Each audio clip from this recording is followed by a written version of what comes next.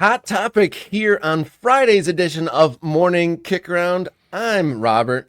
Below me, Jason in the little box, but in the big screen in front of you, we are welcoming in our special guest to talk about NWSL's opening weekend. Claire Watkins comes over from JustWomenSports.com, writer of Daily Newsletter, and host of Late Game Sub Podcast. Thank you so much for joining Morning Kick Around, Claire. Morning, y'all. Thanks for having me. So Great where to see is you, Claire? Yeah. opening weekend games starting this evening here on Friday. Where are you at coming into the 2025 NWSL season?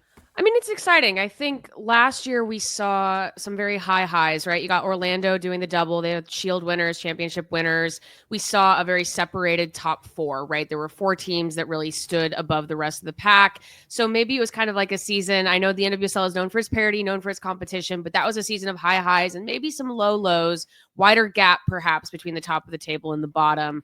So this year, I think the hope is that we'll continue to see kind of that excellence at the top, but maybe hopefully a little bit more competition down the table in 2025.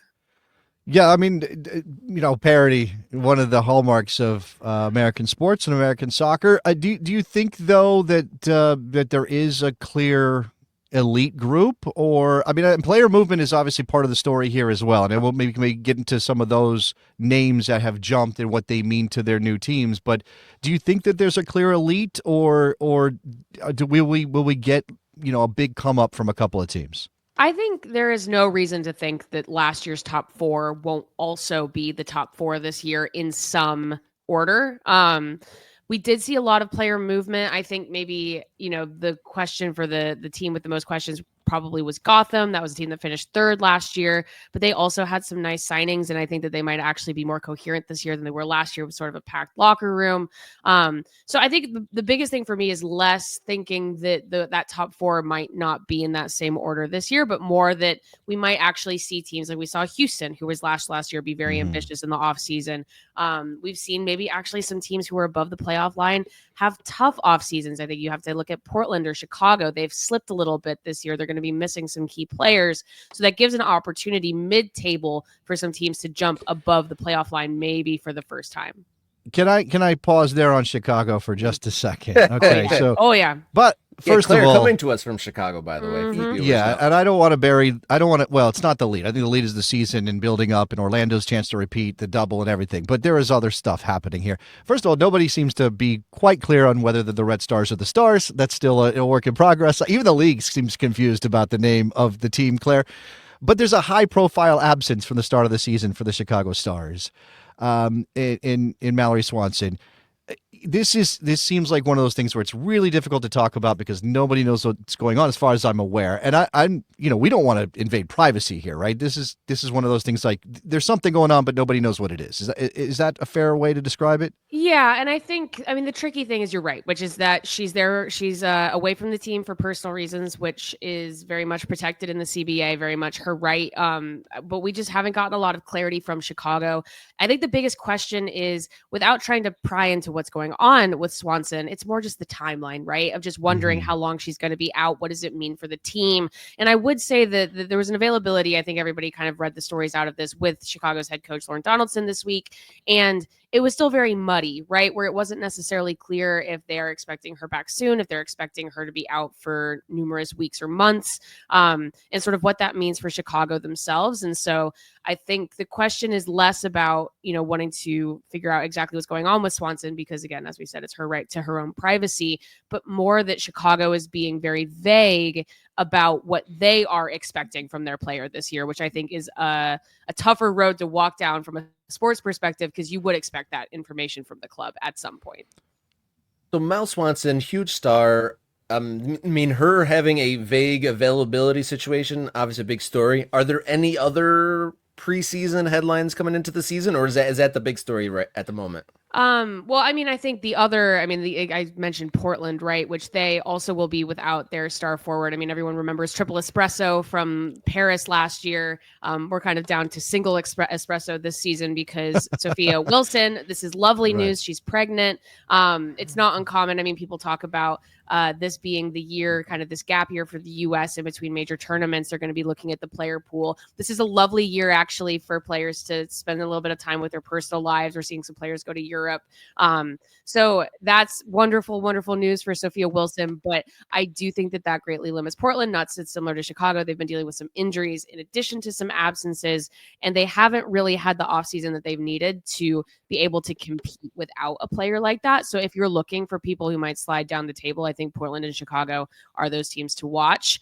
I think San Diego had a lot of players move out. They've got a brand new coach. They've got Jonas Eideval running the team for the first time this year. We saw Naomi Girma move to Chelsea for a record fee. So some of that, I mean, I'm leaning into some of the bigger storylines that are maybe a little bit, question marks for the NWSL. What does that mean going season? But I do think the way these teams react is actually always one of the hallmarks of an NWSL season, because the depth of talent in the United States is a facet of the league. And so I think there are going to be new names that pop up and new stars that are born this year. Well, so in the spirit of that, a couple of players making impacts last year, the first season in the league or in their rookie season. I think a lot of people obviously caught some looks at Ali Sentnor after her turn with the U.S. Women's National Team. So who's maybe ready for that big step? I mean, you could certainly talk about Ali if you want, but are there anybody else? Maybe there's a rookie coming in or somebody that a new addition to the league that people really need to be paying attention to. Yeah, I think Sentner is a good shout. I do think that the rookie class last year was very strong, and we're going to be seeing continued development, not only just because these players are ready for that next step forward, but also just greater stability at the club level. I think Utah simply is going to be better this year than they were last year. I think Emma Sears in Louisville is another young player that people have maybe seen play for the U.S. a couple times. I think Louisville, we talk about sliding teams. I think Louisville is maybe poised to get above the playoff line for the first time this year. And then you mentioned like new players, rookies. This is also a very interesting year because fans didn't get a chance to be introduced to these players at the draft because there wasn't one, right? So this was the first year without an NWSL draft. So you can look at a wide swath of rookies that I think I'm excited about. Trinity Armstrong, who signed with San Diego, Lily Reel, who signed with Gotham. I think you talk about Hannah Baybar, who signed with Bay FC. But that introduction to those players is going to be a little bit more gradual through actual play because they didn't quite get that introductory moment in January this year. The concept of a gap year of sorts is kind of an interesting concept to play with. And you said without the major tournament, it gives the players maybe a little bit more opportunity to be kind of, personal pursuits or try something abroad. There's rumor about Trinity Rodman perhaps not being long for the NWSL. Is there fire to that smoke? I think there's as much fire that smoke in that she's in a contract year, and certainly we'll hear what anybody has to say at the end of this year, just because when we talk about sort of money moves, money players, as we know, Europe are the big buyers right now, especially with the NWSL continuing to kind of gradually grow its salary cap. I don't know. I think the statement from Trinity Rodman this week that she said at NWSL Media Day of seeing herself in her career at some point playing in Europe does not necessarily mean next year. But I do think that it's a good kind of shout to the NWSL, to the Washington Spirit, to Michelle Kang, who's the owner of the Washington Spirit, who also has clubs in Europe, that Trinity Rodman is, in my opinion, the face of the league. She's the face of the U.S. Women's National Team. She is by far, at this moment, one of the most famous women's soccer players in the United States, and she's very, very good. And the end of a contract year is a real one. And I think for the first time, we might see a player kind of tackle this year, play as best as they possibly can, play the game a little bit in the media, and see what offers they see at the end of the year. And I think saying that you're open to Europe is a good way to start that. Trinity likes to push. Am I wrong in remembering that Trinity got the first $1 million contract in the NWSL or something like that? Yes, I believe so. Yeah. Yeah, she was the first player to get $1 million contract. I think this time she would want it over fewer years is perhaps the next final frontier for the NWSL. Right. Well, that's the thing, pushing the envelope, pushing beyond. I mean, look, we wanted to talk NWSL 2025, and there are lots of things there. Obviously, people think about big picture stuff, and we've got here Zach in the comments. I'm curious now that we're entering year 2 with 2 Division One, I think he means leagues. Has NWSL hinted towards changing their strategy in order to separate themselves, especially internationally? Obviously, this is a reference to the Super League. which is operating on a fall to spring schedule and doing its own thing and building. And I don't think, more of a grassroots kind of vibe to that league as far as I can tell. But if you can give us a sense of what you make of the landscape in that regard, I would love to hear it. Yeah, I mean, I think the NWSL's party line with USL Super League has always just been that more is better. I mean, I think there's a lot of room for infrastructure in the United States for women's soccer. I think you're seeing a push for the pro game kind of to take over more from, if there's going to be a sector that's pushed into more, I'm anticipating it being college as opposed to maybe what's happening at the top line in the pro leagues, where maybe Super League becomes a place where players who want to go pro, that's where they decide to go play soccer, as opposed to maybe taking a scholarship at a college as a college program.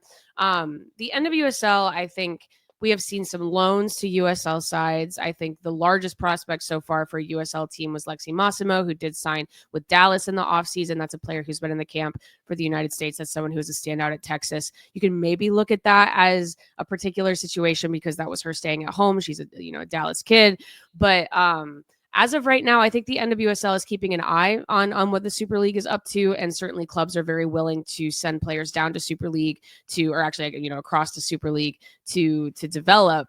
But as of right now, I think from a business standpoint, I think we need to see USL continue to make strides in attendance and ownership in sort of that kind of behind the scenes stability before we're talking about two truly competing Division I teams or leagues.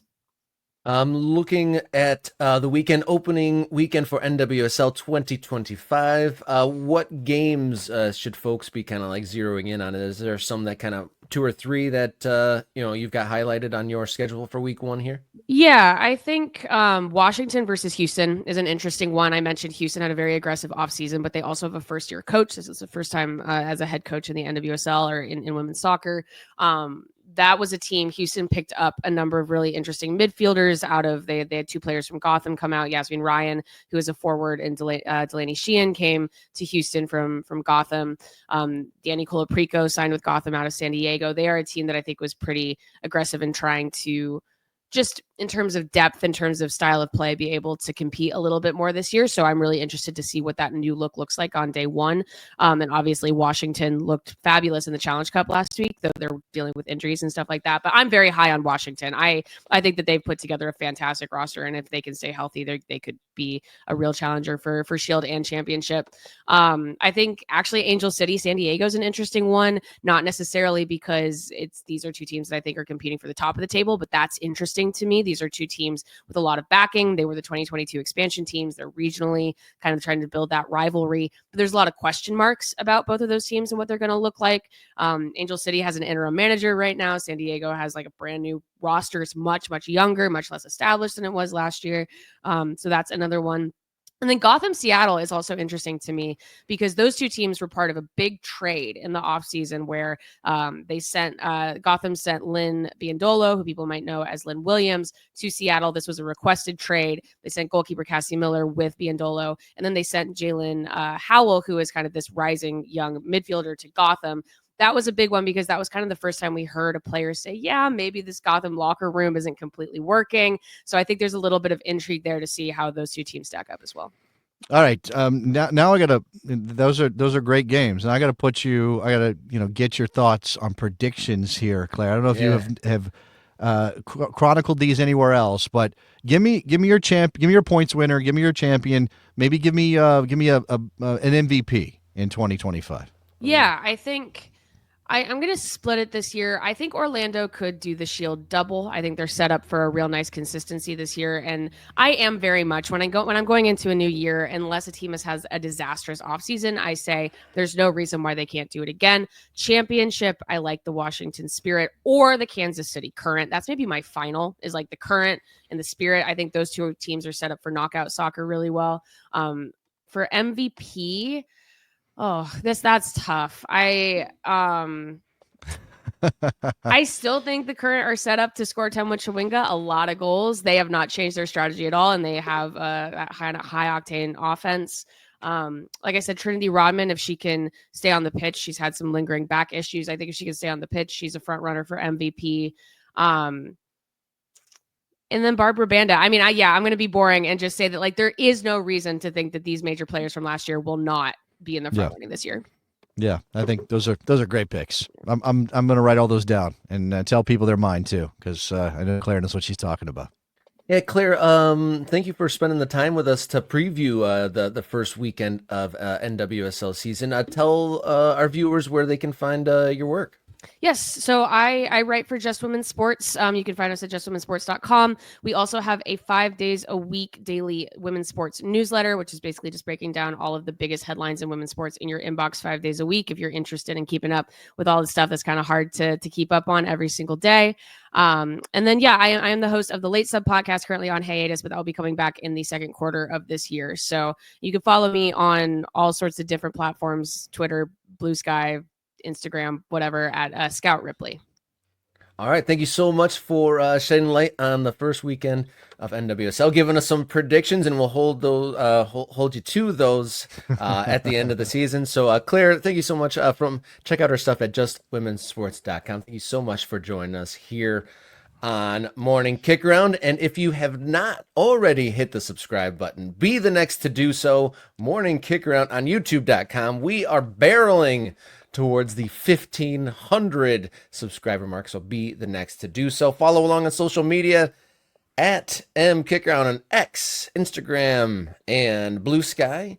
Write us a note, morningkickaround@gmail.com, or send us a donation, something small one time or something big and regularly occurring.